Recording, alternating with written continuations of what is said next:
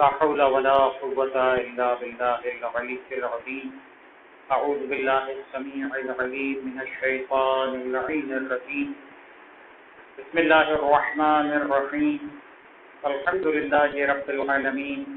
الحمد لله الذي لم يتخذ صاحبة ولا ولدا ولم يكن له شريك في الملك ولم يكن له ولي من الذل وكبره تكبيرا.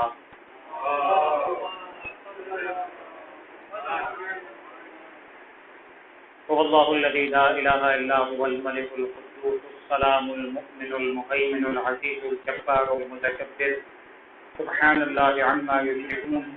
هو الله الخالق البارئ المصور له الأسماء الحسنى يسبح له ما في السماوات والأرض وهو العزيز الحكيم.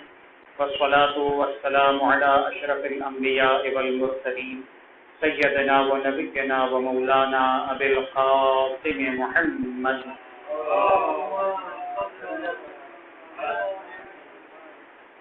وعلى أهل بيته الطيبين الطاهرين المعصومين المنتجبين الميامين لا سيما على بقية الله في الأرضين وحجته على العالمين الذين ذهب الله عنهم الرجس وطهرهم تطهيرا.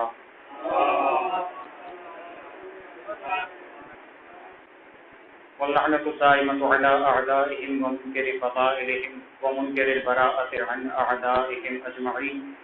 أما بعد فقد قال الله الحكيم في كتابه الكريم وقوله الحق. بسم الله الرحمن الرحيم.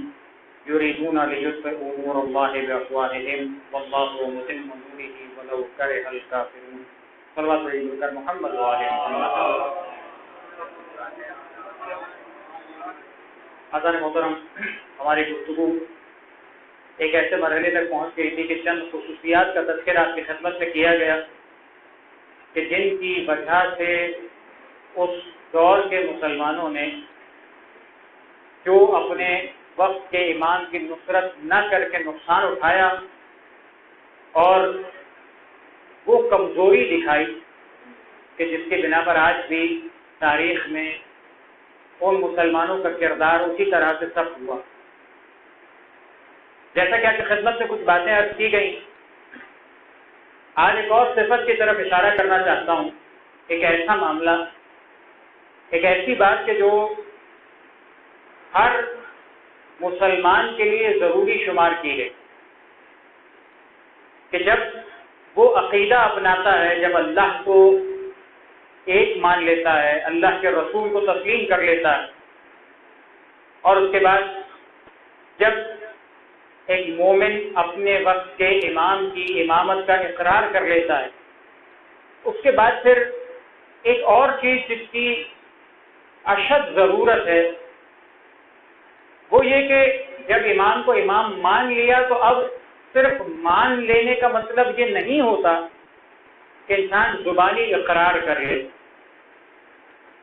اقرار کرنے والے تو بہت مل جاتے ہیں اور ہوتے ہیں ہر زمانے میں، لیکن فقط اقرار کر لینا کافی ہے اور اسی اقرار پر بات چل جاتی ہے، یا نہیں؟ اس سے بڑھ کر ایک اور سلسلہ، ایک اور بات کہ جو مطلوب ہے ہر مومن سے، وہ ہے سر تسلیم خم کر لینا، جسے کہا جاتا ہے تسلیم کا مرحلہ.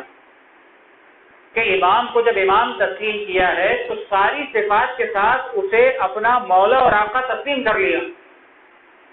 جب امام کو اپنا مولا اور آقا تسلیم کر لیا تو یہ جان لیا، یہ مان لیا کہ وہ خدا کا نمائندہ ہے، وہ ہم پر حق تصرف رکھتا ہے، وہ ہماری جان پر بھی تصرف رکھتا ہے. جو اللہ کے رسول نے غدیر قوم کا جب اعلان فرمایا تو اشارہ کیا تھا، کیا کہا تھا؟ الست اولی بکم من انفسکم.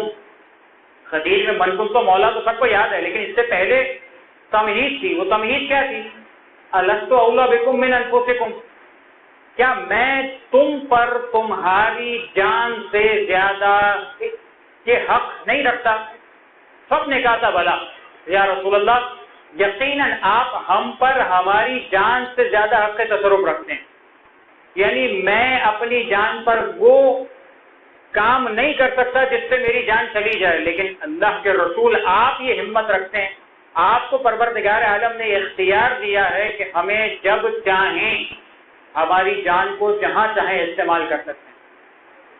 تو اللہ کے رسول کے پاس اختیار ہے، تو یہ اللہ کے رسول کا کے پاس جو اختیار ہے وہی امام معصوم کے پاس اختیار۔ تو جب اس امام معصوم کو امام تسلیم کیا تو پھر یہ بھی ماننا پڑے گا، یہ بھی دل کو تسلیم کر لینا چاہیے کہ وہ امام معصوم ہے، جو کہتا ہے وہ سچ ہے، جو کر دے وہ حق ہے، اس کے اندر ذرا سی بھی اونچ نیچ نہیں چل سکتی۔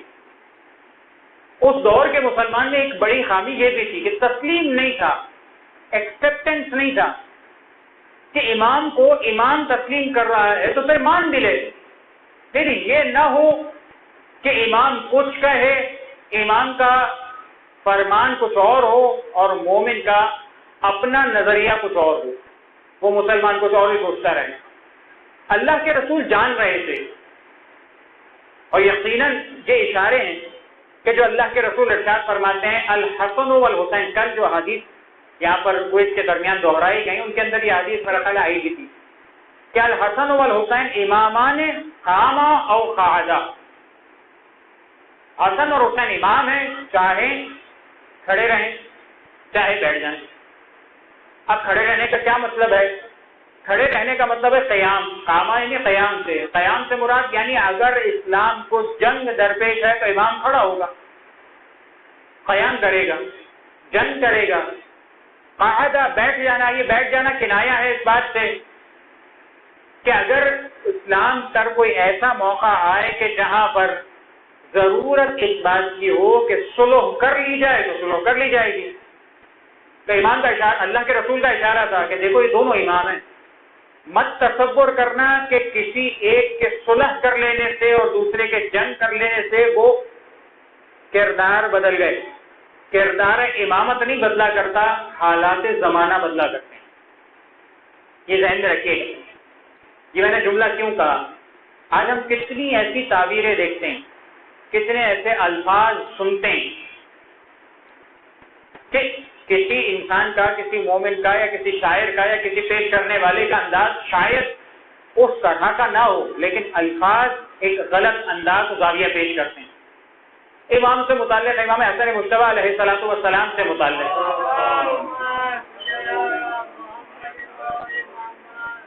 مثلا پیغمبر امن کہنا، امام امن کہنا دو رخ رکھتا ہے، دو زاویہ رکھتا ہے کہ کس مناسبت سے کہا جا رہا ہے۔ یعنی ایک طرف تو ہم یہ کہہ سکتے ہیں، ابھی سوال کریں اگر جو کہنے والا لفظ کہہ رہا ہے اسے ایک سوال ہو سکتا ہے نا کہ اگر مثال کے طور پر اگر پیغمبر امن امام حسن مجتبیٰ علیہ السلام ہے تو کیا امام حسین علیہ السلام کو اس کے اگینسٹ میں کوئی دوسرا لفظ کہا جائے گا؟ ہے کسی کے اندر ہمت کہنے کی؟ امام امن انہیں کہا جا رہا ہے تو پھر انہیں کیا کہا جائے گا؟ تو کیا امام کا کردار بدل گیا؟ کیا وہ شریعت بدل گئی؟ نعوذ باللہ من ذالک۔ کیا وہ حکم امام، حکم اللہ، کس چیز میں تبدیلی آئی؟ حالات زمانہ کے اعتبار سے جو پروردگار کا حکم تھا وہ انجام دیا گیا۔ اب جس میں خدا اور رسول اور امامت کا اور اسلام کا مفاد تھا، مسلمانوں کا مفاد تھا، وہ کام امام کرے گا۔ اب چاہے اس مقام پر امام حسن مجتبیٰ علیہ السلام ہو، وہ بھی یہی کام کریں گے، امام حسین علیہ السلام ہوں گے وہ بھی یہی کام کریں گے، امام سجاد علیہ السلام ہوں گے وہ بھی یہی کام کریں گے۔ امامت کا اپنا کردار بالکل واضح، حکم پروردگار کا پابند۔ یہاں پر یہ بات نہیں ہے کہ حالات زمانہ کے اعتبار سے واقعات یقیناً بدل جاتے ہیں، یعنی ہم اس بات کو بہت واضح انداز میں کہتے ہیں کہ ہر امام پیغمبر کا وسیع، ہر امام پیغمبر کا نمائندہ ہے، اور یہاں پر کسی کے کردار کے اندر کوئی اونچ نیچ نہیں ہو سکتی، تصور میں نہیں ہے، عقیدے میں شامل نہیں ہے کہ ایسا ہو کہ اگر کسی امام کا کردار کسی امام کے کردار سے بدل جائے، نہیں ہو سکتا۔ ہر ایک کلنا محمد والی بات کہ ہم کہتے ہیں ہر امام معصوم حکم خدا کا پرتو ہے، وہ خدا کے حکم کو بجا لاتا ہے۔ ایک طرف والی بات نہیں کریں گے ہم۔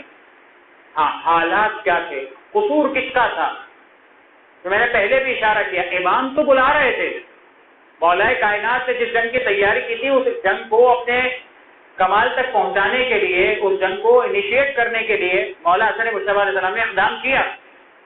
لیکن تاریخ کہتی ہے کہ حیرت کا مرحلہ یہ تھا کہ پہلی مرتبہ کا واقعہ جو میں نے آپ کی خدمت میں عرض کیا، چند گروہوں کو بھیجا، ان کے واقعات آپ کی خدمت میں اشارتاً پیش کیے.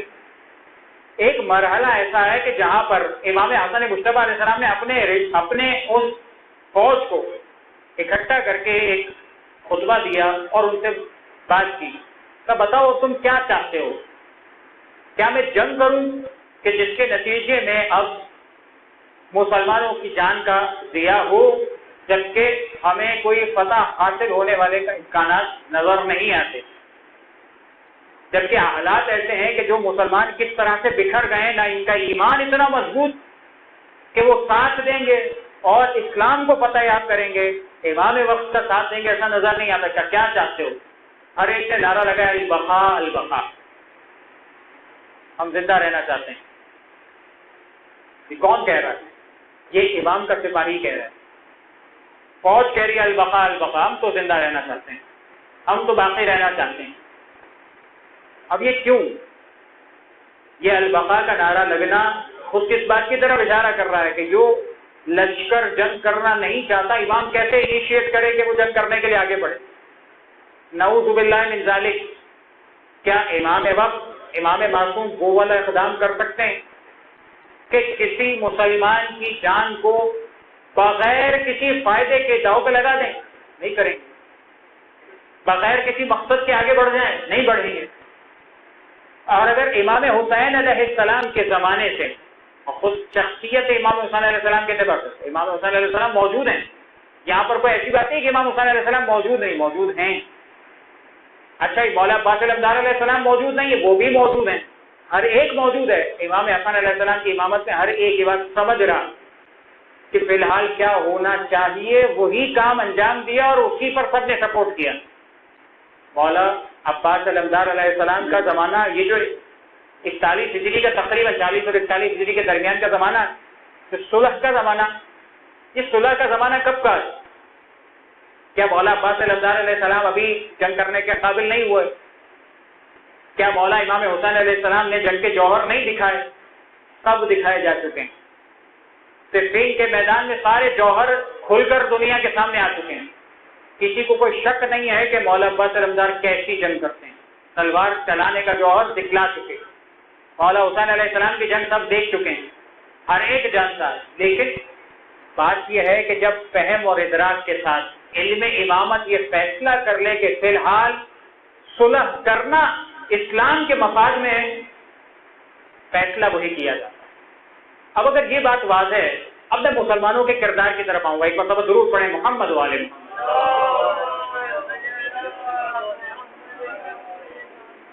مسلمانوں کا ریئیکشن، مسلمانوں کا کردار، اللہ کے رسول نے بھی کہہ دیا تھا، بات کو سمجھ میں آ جانی چاہیے تھی. تسلیم کتنا تھا، ایکسپٹنس کتنا تھا امام کے فیصلے کو. ہونا کیا چاہیے؟ ہونا یہ چاہیے کہ جو اسلامی اقدار، جو اسلام ویلیوز کا سسٹم دیتا ہے، اس ویلیوز کے سسٹم کے اندر اب ایک جملے کا اشارہ کروں، مولا امام علی ابن الحسین زین العابدین علیہ السلام،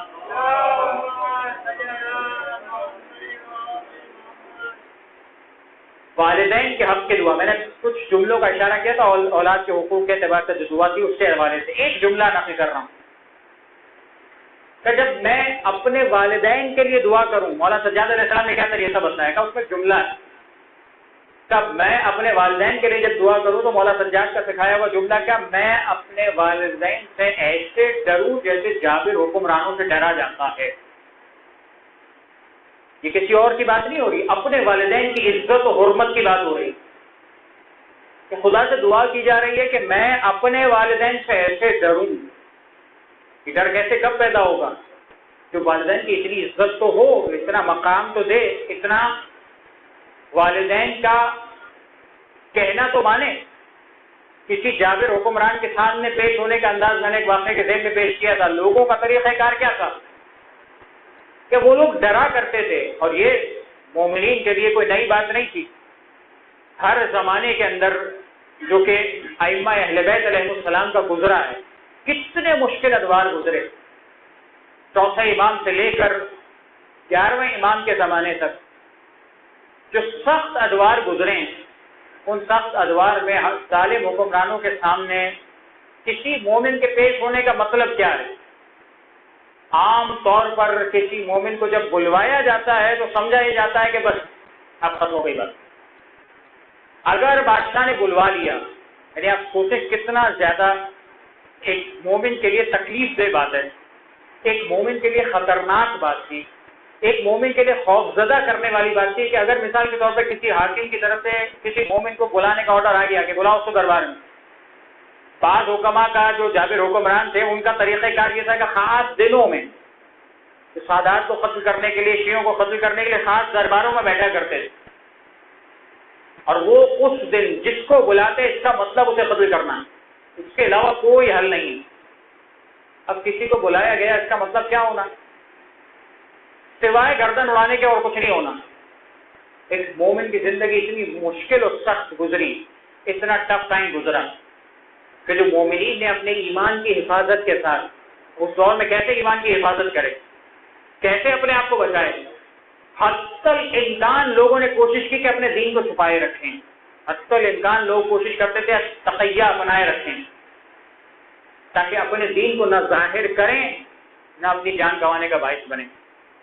اسی لیے ان ائمہ کے ادوار میں اور ان ائمہ کے ادوار کے بعد سے جو آخری زمانے کے اعتبار سے جو روایات بیان کی کہ اس میں تقیہ کو بہت زیادہ پروموٹ کیا گیا، خاموشی کو بہت زیادہ بیان کیا گیا، لیکن جب حالات یقیناً بدلتے رہیں گے، مسلمانوں اور مومنین کے لیے مشکلات پیدا ہوتی رہیں گی، تو بچاؤ کا طریقہ یہی ہے کہ مومن اپنے دین کو چھپا لے۔ جب مومن اپنے دین کو چھپائے گا تو اپنی جان محفوظ ہو جائے گی۔ ہاں اتنا طے ہے دین کو کوئی نقصان نہیں ہو رہا، دین محفوظ ہے۔ جب دین پر حرف آئے گا، جب دین نقصان میں ہوگا، وہاں تقیہ ختم ہو جائے گا۔ مولا حسن مشتبہ علیہ السلام کا دور یہ نہیں ہے کہ وہاں پر تقیہ کر کے مومن بیٹھ جائے، وہاں مولا بلا رہے ہیں، جب بلا رہے ہیں تو اب دین چھپانا نہیں ہے، دین ظاہر کرنا ہے، مولا کا ساتھ دینا ہے۔ اچھا جب ساتھ دینا ہے تو سخت حالات کتنے تھے؟ دوسری طرف سے جس کو ہم نے اب تک ٹچ نہیں کیا، ہلکا خاکہ آپ کی خدمت سے عرض کرو، صلوات پڑھی مل کر محمد والے۔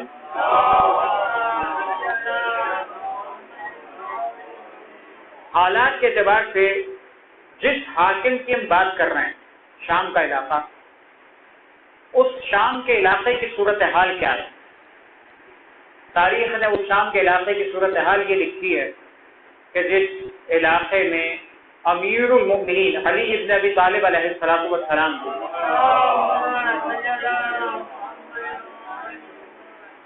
نازیبہ کلمات کہے جاتے ہیں، سب کو شرم کیا جاتا ہے، اور یہ طریقے اتنے رائج ہو چکے ہیں اور یہ متفق علیہ تاریخ کے اندر موجود ہے، یہاں پر کوئی اختلافی نقطہ بھی نہیں کہ وہ دور ایسا تھا کہ جہاں پر یہ کام ہوئے اور مولا کائنات کے خلاف یہ اقدامات کیے گئے، اتنا زیادہ ایک دو مقامات پر دو چار ممبروں سے ایسا نہیں ہوا۔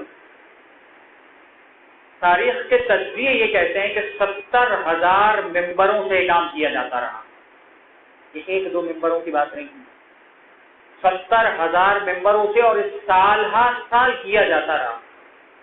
بعض تاریخیں کہتی ہیں کہ جملے یہ کہے جاتے تھے کہ جب تک وہ بچے جوان نہ ہو جائیں اور جوان بوڑھے نہ ہو جائیں اس وقت تک یہ کام چلتا رہے گا، تاکہ نسلیں یہ کام یاد کر لیں کہ ان کے دل سے ایمان ختم ہو جائے، مولا کائنات کی محبت ختم ہو جائے، اور ایک وہ دین کے جو پروردگار کا دین نہیں ہے وہ بیٹھا رہے، شیطنت ہے وہ بیٹھی رہے۔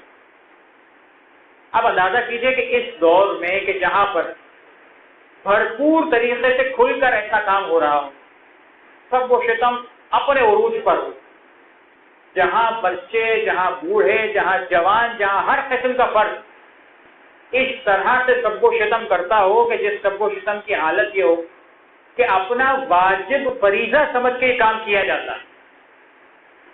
انسان درود بھی واجب سمجھ کے نہیں پڑھتا، لیکن یہ کام اس طرح سے کیا جاتا تھا کہ جیسے واجب ہے، نہیں کیا تو قضا کرنی پڑے گی، نہیں تو کفارہ دینا پڑے گا۔ محمد اور آل محمد پر درود بھیجنا کتنی بڑی عظیم ثواب اور منزلت کا باعث ہے۔ اللہ کے رسول کی حدیث، قرآن کی آیت، نہ جانے کیا کیا موجود، اس پر یہ کام کبھی کسی نے نہیں کیا، لیکن اگینسٹ میں یہ کام ہوا۔ اور یہ میں جملے کیوں کہہ رہا ہوں، تاریخ کے اندر ایسے واقعات موجود ہیں کہ جس نے کبھی ایسا غلطی کی، کبھی ایسا کام ہو گیا کسی سے کہ اگر بھول گیا تو قضا میں ایک کے بدلے ہزار مرتبہ یہ کام کیا۔ اب آپ اندازہ لگائے دین کے خلاف ہونے والے کام کتنے تیزی سے ہو رہے تھے، اب وہ اتنی تیزی سے ہونے والے کام کہ جو دین کو خراب کر رہے ہیں، دین کو تبدیل کر رہے ہیں، ایک طرف سے وہ کام، ایک طرف سے جو ہیں جن کے پاس صحیح دین ہے، جو مولا کائنات کو مانتا ہے، جو مولا حسن مجتبیٰ علیہ السلام کو مانتا ہے، اس کی حالت یہ ہے کہ وہ اپنے امام کے پیچھے چلنے کو تیار نہیں ہے۔ ہم اس کی تو بات ہی نہیں کرتے جو دشمن تھا، جو کم سے کم جاہل تھا، جسے پتہ نہیں تھا۔ ایسے بھی افراد تھے، مولا حسن مجتبیٰ علیہ السلام کی خدمت میں ایسے افراد آئے، کسی نے آ کر امام کے خدمت میں نازبہ کلمات کہنا شروع کی، گالیاں دینا شروع کی۔ مولا نے کیا کہا؟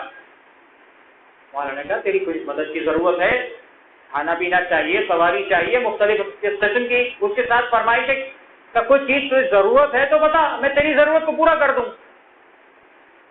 ایک دم منقلب ہو گیا، ایک دم حالت بدل گئی۔ کیا کہ میں تو سوچ کے آیا تھا سب سے برے افراد آپ لوگ ہیں، لیکن آج میں دیکھ رہا ہوں کہ جو سب سے اچھے افراد ہیں وہ سب آپ لوگ۔ یہ اخلاق کا تقاضا تھا، یہ امام نے اس طرح سے منقلب کیا۔ لیکن یہ امام کا تو طریقہ کار ہے، کیا امام کے چاہنے والوں کو بھی یہ روش ہے؟ کیا امام کے ان مسلمانوں کی کہ جو امام کے ساتھی ہیں، کیا ان کا بھی یہ انداز ہے کہ امام پر اتنا بھروسہ کرتے ہوں، امام کے پیچھے اس طرح سے چلتے ہوں کہ جیسے امام کے پیچھے چلنے کا حق ہے؟ تاریخ کا ایک واقعہ ہے، بہت مختصر سا جملہ آپ کے ساتھ عرض کر رہا ہوں۔ مولا کائنات گزر رہے تھے کسی مقام سے، غالباً صفین کے مقام کی طرف جا رہے تھے۔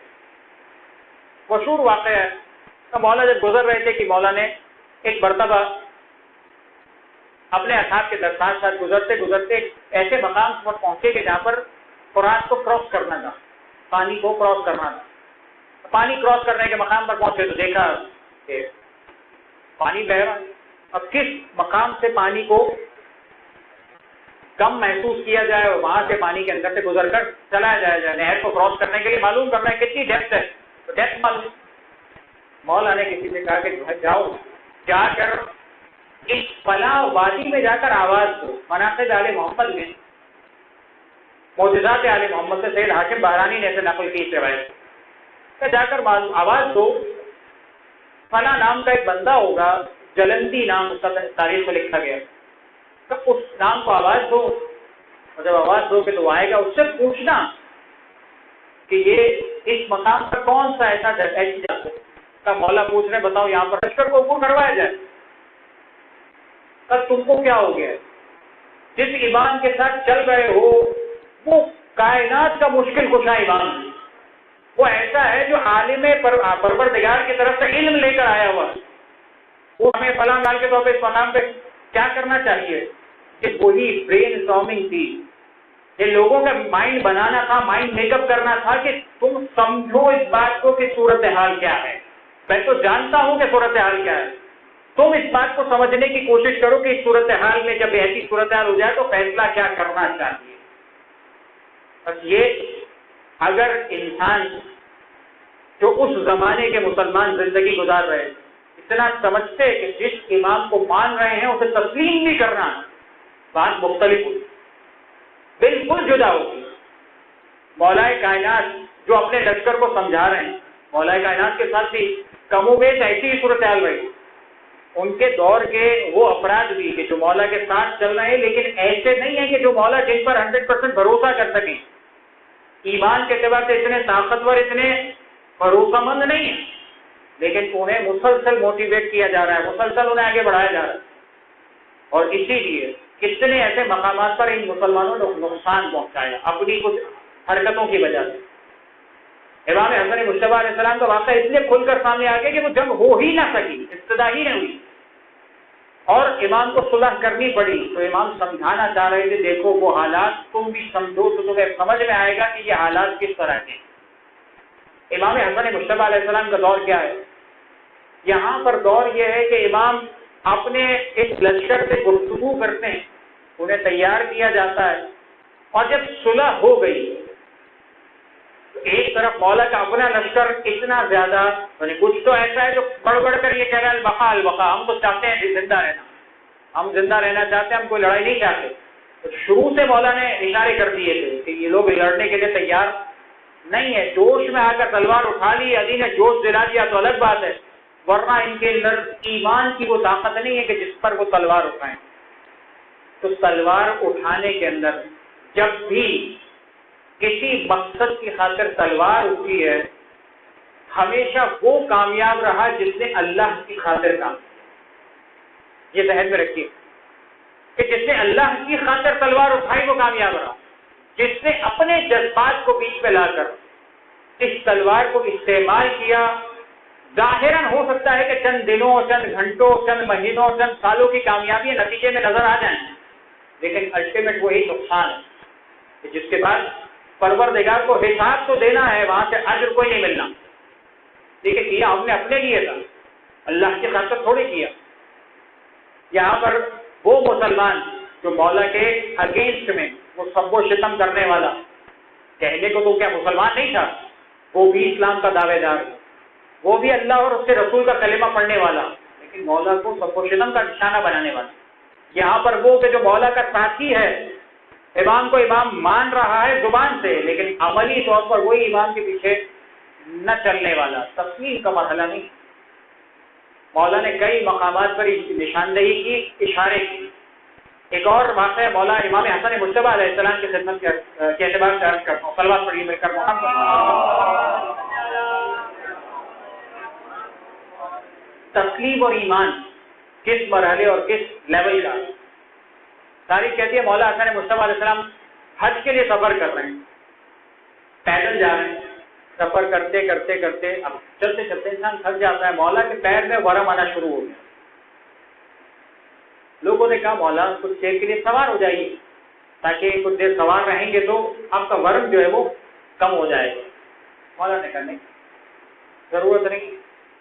ابھی اگلی منزل پہنچنے سے پہلے ایسا ہوگا کہ کوئی تیل فروش تمہیں نظر آئے گا، کوئی تیل بیچنے والا ہوگا، جب وہ تم سے ملے تو اس سے وہ تیل خرید لینا. قیمت کے معاملے میں کوئی جھگڑا نہ کرنا، تو کہے اس کی بات ماننا. غلام کہنے لگا مولا یہاں پر دور دور تک کوئی دوا فروش نہیں، کوئی آنے والا نہیں، کوئی ایسا نہیں ملے گا جو دوائی بیچنے والا ہو جو آپ کے ورم کو ٹھیک کر دے. ایسا ہونے والا نہیں ہے. کون کہنے والا؟ خود مولا کا غلام. مولا کے اطراف میں کون ہوں گے جو حج کرنے کے جا رہے تھے؟ کافر حج کرنے جا رہے ہوں گے، یقیناً کافر نہیں جا رہے ہوں گے، مولا کے ساتھی ہوں گے، خرید کے لوگ ہوں گے، لیکن سب اسی طرح کے کہ آگے تو کچھ نہیں ملنے والا ہے. مولا کہہ رہے ہیں اگلی منزل سے پہلے ملے گا ملے گا. ایسا ہو کہ جو آنکھیں بند کر کے مولا کے قول پر بھروسہ کرنے والا ہو اسے کہتے ہیں مومن. آج کون ہے جو آنکھیں بند کر کے امام کے قول پر بھروسہ کرنے والا ہے؟ کوئی آنکھیں بند کر کے خدا کے حکم پر بھروسہ کرنے والا ہو؟ خدا نے کہا ہے تو ہو جائے گا، مجھے نہیں پتا کیسے ہوگا، ہوگا صحیح، ایسا ہی ہونا ہے. خدا نے کہہ دیا تو ہو جائے گا. یہ ایسے بھروسے کرنے والے کم افراد ہوتے ہیں، اور اسی ایمان کی کمی کی وجہ سے لوگ امتحان میں مبتلا ہوتے ہیں، آزمائشات میں مبتلا ہوتے ہیں، نقصان بھی اٹھاتے ہیں، دیتے بھی ہیں دوسرے کا نقصان. سفر کرنا شروع کیا، اگلی منزل نہیں ہے، 1 میل کا سفر بھی نہیں کیا تھا، صرف آس پاس میں ایک شخص نظر آیا، کوئی افریقہ یا کسی علاقے سے آیا ہوا شخص، تیل لے کر آیا ہوا. جیسے مولا نے کہا ویسا تیل لے کر آیا ہوا. غلام سے ملاقات ہو گئی، کہا میں تیل لے کر آیا ہوں. کس کے لیے لایا ہوں؟ کہا میں حسن ابن علی امام کے لیے لایا ہوں. کہا میں ملنا چاہتا ہوں امام سے ملاقات کروا دیتے ہو؟ بالکل کروا دیں گے آپ کو.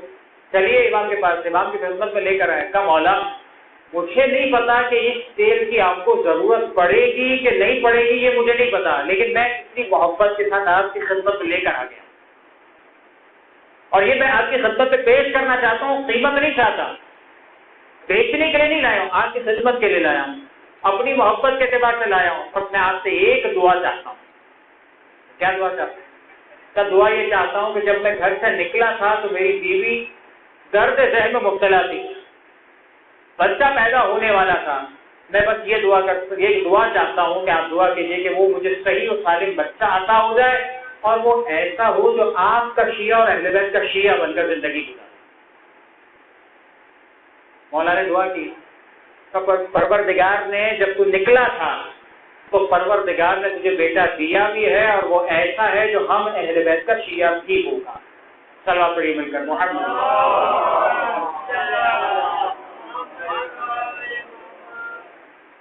جو امام پر اعتقاد رکھتا ہو، جو تسلیم کرتا ہو، جو بات مانتا ہو، جو امام کی امامت کا اقرار کرتا ہو، تو امام سے اپنی محبت اور عقیدت کا اتنا چھوٹا سا اظہار کرتا ہے.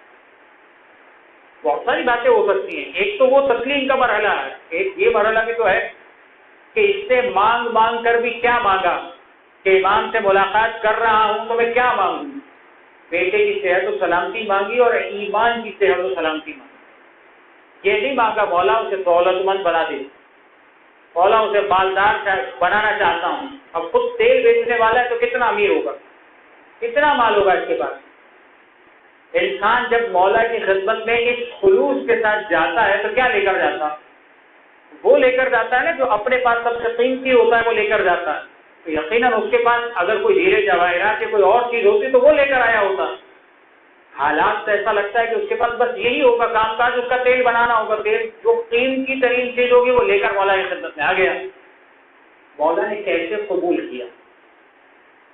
بات یہ نہیں ہوتی کہ کتنا قیمتی لائے ہو، بات یہ ہوتی ہے کہ کتنا خلوص سے لائے. بس یہی فرق اس زمانے میں بھی، یعنی خود مولا حسن مجتبی علیہ السلام کا واقعہ ہے، تو اس زمانے کا مومن و مسلمان بھی ایسا تھا کہ جو مولا سے ایسی عقیدت رکھتا تھا. تو ایسے افراد تھے ضرور، ہم انکار نہیں کر رہے اس بات کا، لیکن ایسے کم تعداد تھے.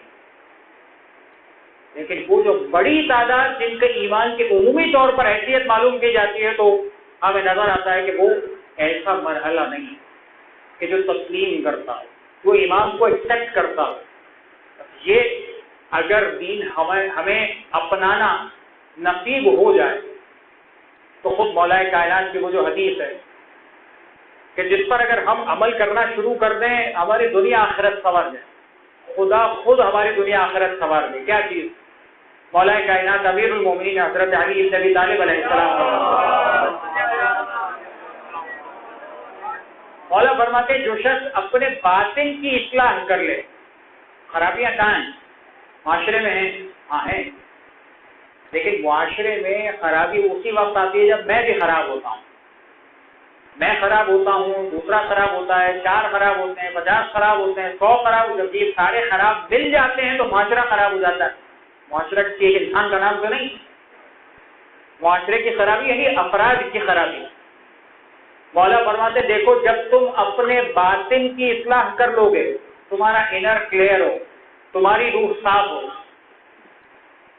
کون کہہ سکتا ہے؟ خدا کے حضور ہی کوئی دعویٰ کر سکتا ہے پروردگار میرا باطن تو بالکل صاف ہے، میں کسی کا برا نہیں چاہتا ہوں. لیکن کرتا پھر کیا ہوں؟ دوسرے کا برا سوچتا ہوں، برا کرتا ہوں.